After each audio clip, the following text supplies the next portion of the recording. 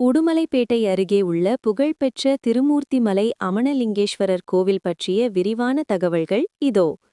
தல வரலாறு மற்றும் சிறப்பு. இந்த தலம் மற்ற கோவில்களிலிருந்து முற்றிலும் மாறுபட்டது. இங்கு பிரம்மா, விஷ்ணு, சிவன் ஆகிய மும்மூர்த்திகளும் ஒரே உருவமாக ஒரு பாறையில் சுயம்புவாக எழுந்தருளி அருள் பாலிக்கின்றனர்.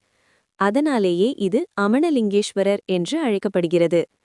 அத்திரி மகரிஷி மற்றும் அவரது மனைவி அனுசுயா தேவியின் பக்தியை சோதிக்க மும்மூர்த்திகளும் வந்தபோது அனுசுயா தேவி அவர்களை தன் கற்புத்திறத்தால் குழந்தைகளாக மாற்றிய தலம் இது என்பது புராண வரலாறு. கோவிலின் முக்கிய அம்சங்கள். இயற்கை சூழல். மேற்கு தொடர்ச்சி மலையின் அடிவாரத்தில் அமைந்துள்ள இந்த கோவில் பசுமையான காடுகள் மற்றும் மலைகளால் சூழப்பட்டுள்ளது. பஞ்சலிங்க அருவி. கோவிலிலிருந்து சுமார் 1 கிலோமீட்டர் தூரம் மலையேற்ற பாதையில் சென்றால் அழகான பஞ்சலிங்க அருவியை அடையலாம். இங்கு குளிப்பது உடலுக்கும் மனதிற்கும் புத்துணர்ச்சி அளிக்கும். திருமூர்த்தி அணை. கோவிலுக்கு அருகேயே பிரம்மாண்டமான திருமூர்த்தி அணை அமைந்துள்ளது. இது ஒரு சிறந்த சுற்றுலா தலமாகவும் விளங்குகிறது. தியானம் மற்றும் யோகா. இங்குள்ள அமைதியான சூழல் காரணமாக உலக அமைதி மையம் வேதாத்ரி மகரிஷி அவர்களின் தியான மையம் அருகிலேயே அமைந்துள்ளது.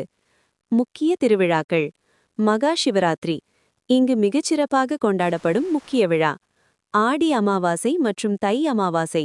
இந்நாட்களில் ஆயிரக்கணக்கான பக்தர்கள் தங்கள் முன்னோர்களுக்கு திதி கொடுக்க இங்கு திரளுவார்கள்.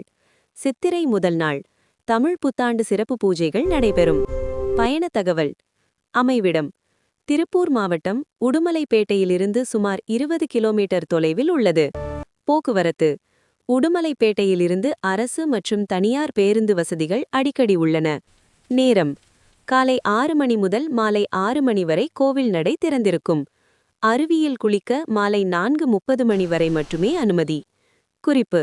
நீங்கள் மலை ஏறி அருவிக்கு செல்ல திட்டமிட்டால் கையில் பிளாஸ்டிக் பொருட்களை தவிர்ப்பதும் மற்றும் குரங்குகளிடம் கவனமாக இருப்பதும் அவசியம்.